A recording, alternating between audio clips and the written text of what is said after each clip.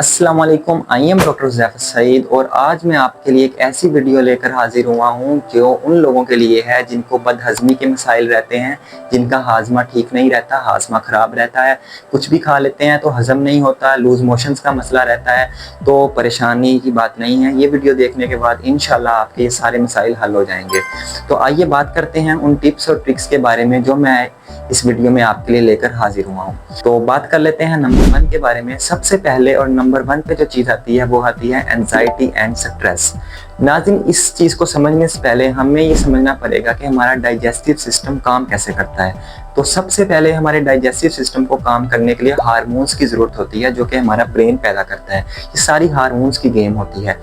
हमारा ब्रेन मुख्तलिफ हार्मोन्स पैदा करता है जो हमारी डाइजेस्टिव सिस्टम को, हमारी गट लाइफ को, हमारी इंटेस्टाइन्स को रेगुलेट करते हैं। अब जब हम स्ट्रेस में या एंजाइटी में होते हैं तो हमारा ब्रेन एक एडिशनल हार्मोन पैदा करता है जिसका नाम है कोर्टिसोल, जिसको हम अपनी आम लैंग्वेज में स्ट्रेस हार्मोन कहते हैं। तो जब कोर्टिसोल का लेवल हायर चला जाता है हमारी बॉडी के अंदर तो वो करता क्या है, क्योंकि वो स्ट्रेस हार्मोन है तो वो बॉडी के सारे जो प्राइमरी फंक्शंस हैं उनको स्टॉप कर देता है। प्राइमरी फंक्शन से मुराद वो फंक्शन जो हमारी बॉडी के मेन फंक्शन है, जैसे डाइजेशन जिनमें नंबर 1 पे आता है। तो जब वो डाइजेशन को स्टॉप कर देगा तो हमारा निज़ाम में जो हाजमे का जो निज़ाम है वो ऑटोमेटिकली ख़राब हो जाएगा।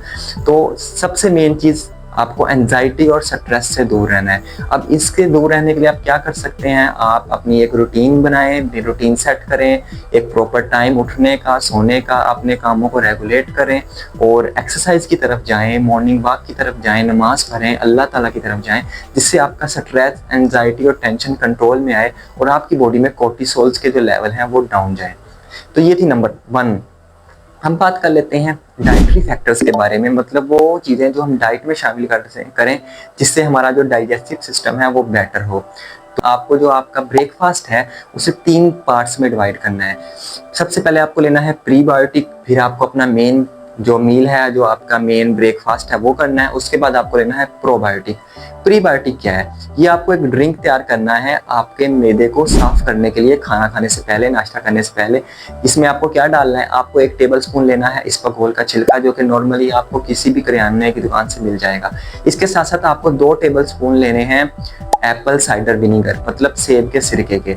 ठीक है, दोनों को मिक्स करें, लूप वार्म पानी में डालें और पी लें, सिप बाय सिप पी लें। इससे होगा क्या कि आपका जो खाली पेट इसको लेंगे सुबह तो आपका सारा का सारा जो स्टमक है ये वॉश हो जाएगा, जो रात का खाना था वो वॉश आउट हो जाएगा इसमें से। ठीक है, लेकिन अगर आपको अल्सर की प्रॉब्लम है तो आप जो सिरका है उससे इज्तनाब करें, सिर्फ आप इसबगोल का छिलका इस्तेमाल कर लें। अब आपको अपना इसके 30 मिनट बाद आपको अपना मेन ब्रेकफास्ट करना है, जो भी आप खाना खाते हैं, रोटी पराठा जो भी आप खाते हैं वो खाएं, और उसके बाद आपको 10, 15, 20 मिनट बाद प्रोबायोटिक लेना है। प्रोबायोटिक से मुराद वो बैक्टीरियाज होते हैं जो हमारी गट लाइफ के लिए अच्छे होते हैं। तो उसमें सबसे मेन और सबसे जो चीपेस्ट तरीका है वो है आपकी योगर्ट। आप योगर्ट का इस्तेमाल करें, ये बहुत अच्छे फर्मेंटेड फूड है जो आपकी गट लाइफ के बैक्टीरियाज को खुश रखती है, और जब वो बैक्टीरियाज खुश रहते हैं तो हमारी गट की जो हेल्थ है वो अच्छी रहती है। तो इसके अलावा भी वैसे भी नाज़रीन आपको अपनी डाइट के अंदर जो फर्मेंटेड फूड है वो थोड़ा सा ऐड करना चाहिए, चाहे स्मॉल अमाउंट में, लेकिन दिन में हल्का सा, फॉर एग्जांपल अचार, पिकल का इस्तेमाल करें दिन में, स्मॉल क्वांटिटी में दही का इस्तेमाल करें। तो ये सब चीज़ें जो हैं ये आप लाजमी अपनी डाइट में ऐड करें।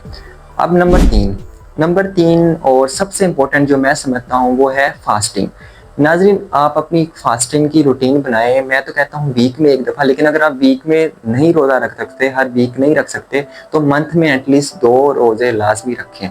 क्योंकि नाज़रीन कोई भी फैक्ट्री, कोई भी कारखाना जब वो काफ़ी देर के लिए काम कर लेता है तो उसकी मेंटेनेंस के लिए उसको कुछ देर के लिए ऑफ देना पड़ता है। अगर उसको ऑफ ना दें तो वो ख़राब हो जाता है। तो इसीलिए जब आप फास्टिंग करेंगे तो आपके जो स्टमक और आपके इंटेस्टाइन, आपकी आंतों को रेस्ट मिलेगा, जिस दौरानिए में वो अपने आप को रिकवर करेंगे, जो इन्फ्लेमेशन, जो सूजश हुई है, जो काम खराब हो रखे हैं उनका, वो ठीक हो जाएगा।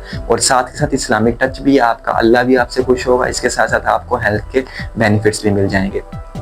नंबर 4 पे बात कर लेते हैं चाय के बारे में। आप अपनी जो डाइट है उसमें चाय और कॉफ़ी का इस्तेमाल कम से कम कर दें। ये नहीं मैं कहता कि ख़त्म कर दें, लेकिन कम कर दें।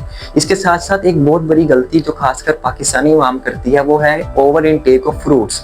हम फल बहुत ज़्यादा खा लेते हैं, जिस तरह आम का आजकल सीज़न है तो आम लोग बहुत खा लेते हैं। ऐसा नहीं करना चाहिए।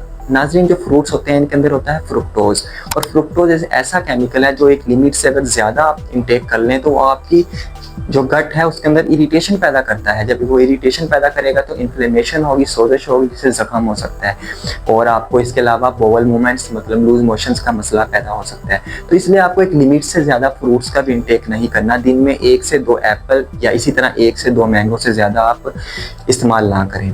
ठीक है, अब बात कर लेते हैं नंबर 4 जो है स्मोकिंग। स्मोकिंग नाजरीन एक ऐसी चीज़ है जो कि हमारी डाइजेस्टिव हेल्थ को बहुत बुरी तरह से तबाह करती है। आपने तो कई लोग ऐसे देखे होंगे जिनको सिगरेट के बिना वॉशरूम भी नहीं किया जाता। तो नाज़रीन इस तरह की मोहताजी से बहुत ख़तरनाक है, इससे अल्लाह बचाए। तो इस चीज़ों से बाहर निकलें, स्मोकिंग से बाहर निकलें। ये बहुत डेंजरस है, ना सिर्फ आपकी डाइजेस्टिव हेल्थ के लिए बल्कि आपकी मेंटल हेल्थ के लिए भी। ये आपको एंजाइटी काज करती है, और वही फिर आपकी वीडियो से पहले फैक्टर से जाके बात जुड़ जाती है कि एंजाइटी से स्ट्रेस बढ़ता है, स्ट्रेस से स्ट्रेस हार्मोन मतलब कोर्टिसोल निकलता है, जिससे आपकी बॉडी इफेक्ट होती है। तो आपको स्मोकिंग नहीं करनी। इसके अलावा आप एडिशनल चीज़ें जो अपनी डाइट में यूज़ कर सकते हैं वो कि आप हर मील के बाद आप फेनल का इस्तेमाल कर सकते हैं, सौंफ का इस्तेमाल कर सकते हैं, जो कि डाइजेशन में आपकी हेल्प करेगी। तो नाज़रीन ये थी एक छोटी सी और हेल्पफुल वीडियो। मैं समझता हूँ कि जो इंसान इन फैक्टर्स को अच्छी तरह अपनी ज़िंदगी में अप्लाई कर लेगा उसको इंशाल्लाह ताला हाजमे का मसला कभी भी पेश नहीं आएगा। तो मुझे दें इजाज़त, हमारी वीडियो को करें लाइक और चैनल को करें सब्सक्राइब। अल्लाह हाफिज़, शुक्रिया।